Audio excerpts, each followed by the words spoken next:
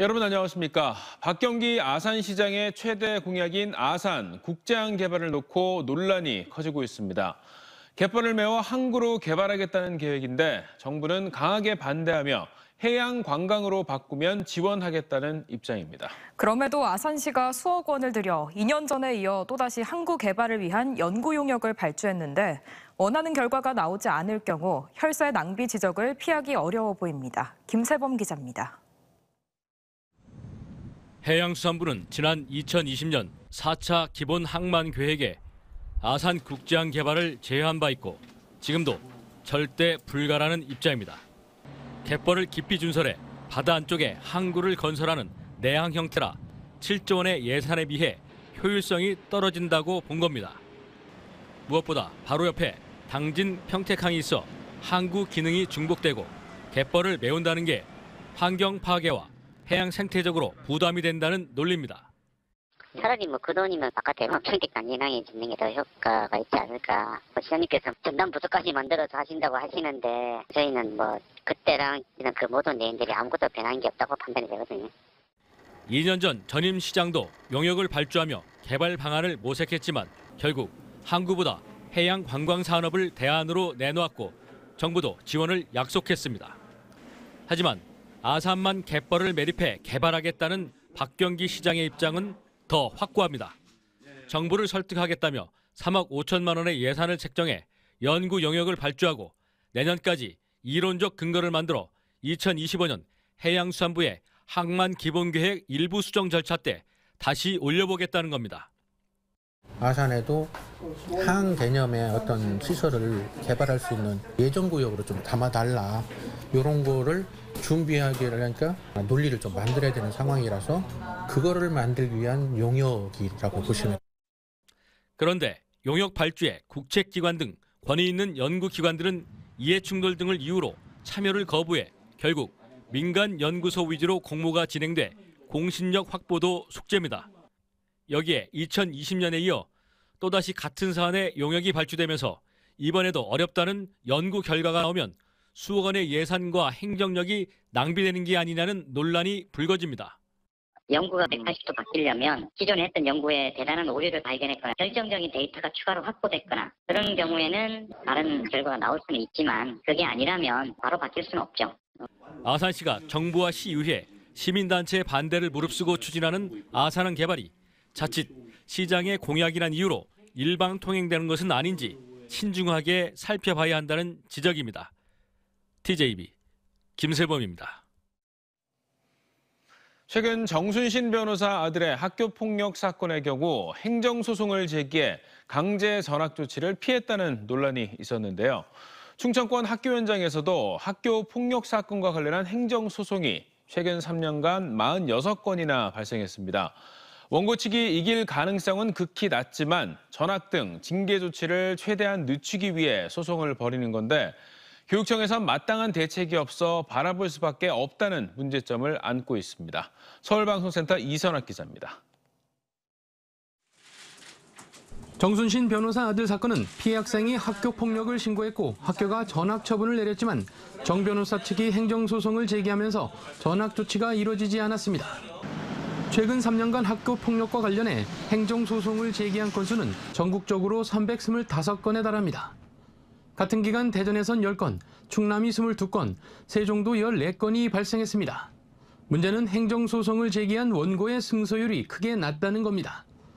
원고 승소율은 충남이 18.2%, 세종도 14.3%에 불과하고 대전은 단 한 건도 승소하지 못했습니다. 학교폭력 관련한 행정소송 과정에선 집행정지 신청이 이루어지는데 법원에서 대부분 이를 받아들여 강제 전학 등 징계 조치가 재판기간 동안 중단됩니다.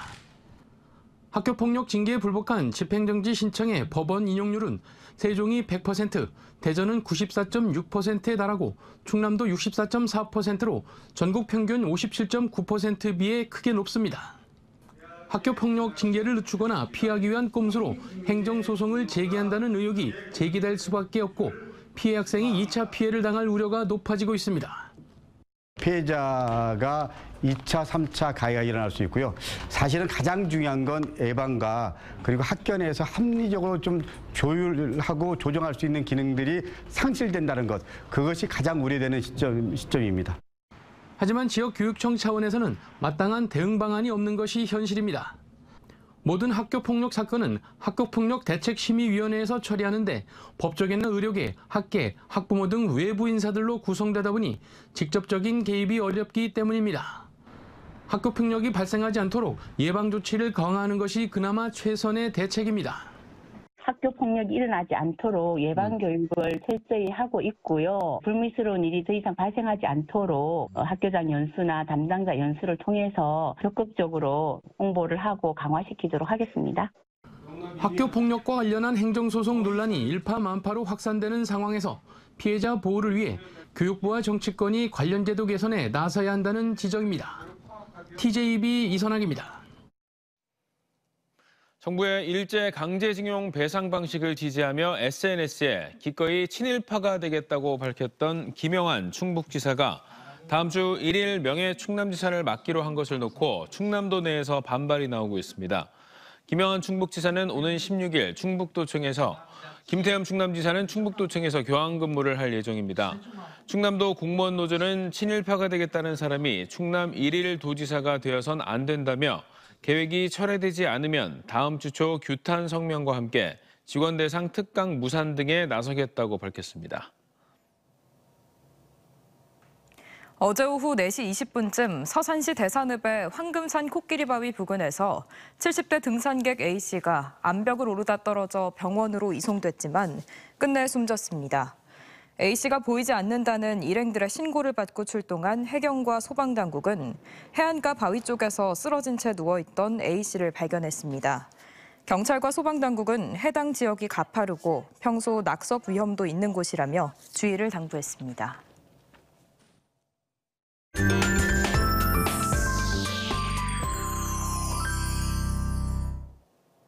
날씨가 따뜻해진 요즘 가벼워진 옷차림만큼이나 홀가분한 마음으로 이번 주말 외출 계획 세워보시는 건 어떨까요? 봄을 맞는 이번 주말 우리 지역 곳곳이 다채로운 축제와 전시회들로 알록달록 물들 예정입니다. 조형준 기자입니다. 아이들이 고사리 같은 손으로 열심히 딸기잼을 휘젓습니다. 모레까지 진행되는 논산 딸기 축제에는 딸기 수확부터 디저트 만들기 등 다양한 체험 프로그램이 마련됐습니다. 딸기 케이크를 만든다든가 딸기 잼을 만들어 간다든가 국가대표 조리사가 나와서 딸기를 가지고 쿠킹 클래스를 열어서 딸기로 다양한 요리를 할 수 있는. 올해 첫 도입된 헬기 탑승 프로그램은 전국 각지에서 방문객들의 뜨거운 관심이 이어지고 있습니다. 행사장 한편에 5대 헬기가 마련됐는데 어린아이와 어른을 가릴 것 없이 큰 인기를 끌고 있습니다. 직접 헬기에 탑승해 조종사가 되어보기도 하고 탑종호까지 실제 헬기를 타고 돌아보는 체험도 마련됐습니다. 축제 마지막 날인 일요일엔 폐막 공연과 함께 화려한 불꽃놀이가 진행돼 하늘을 수놓을 예정입니다. 신나는 음악이 흘러나오고 형형색색의 분수가 춤을 춥니다.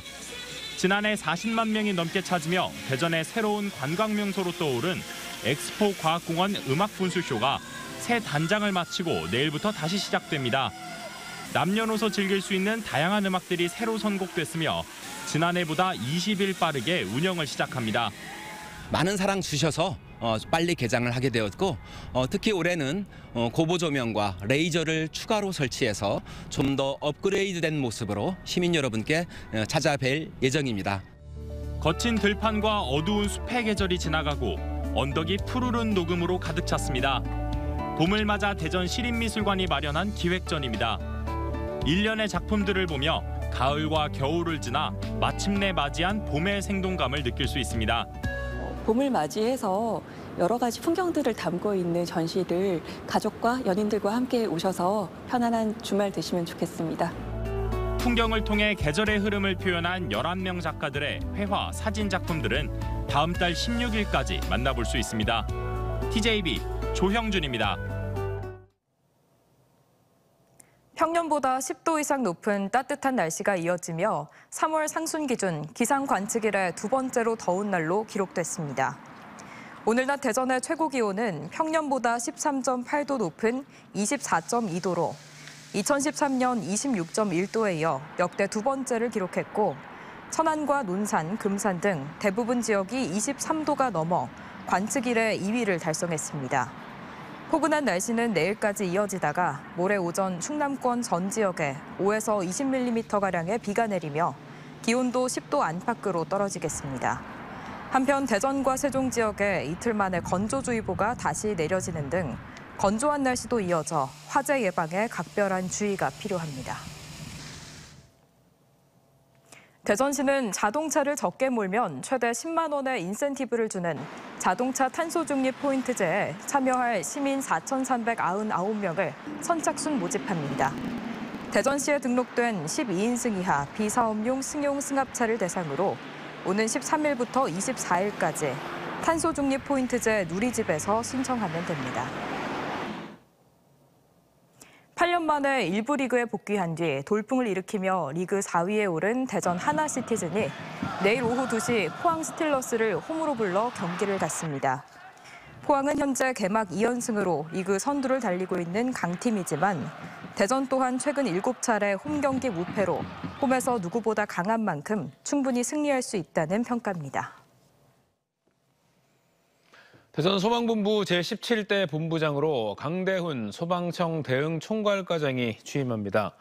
강신임 소방본부장은 서천 소방서장과 소방청 대변인을 지냈으며 소방공무원의 국가직 전환 이후 조직 안정화를 이끌 적임자라는 평가를 받고 있습니다.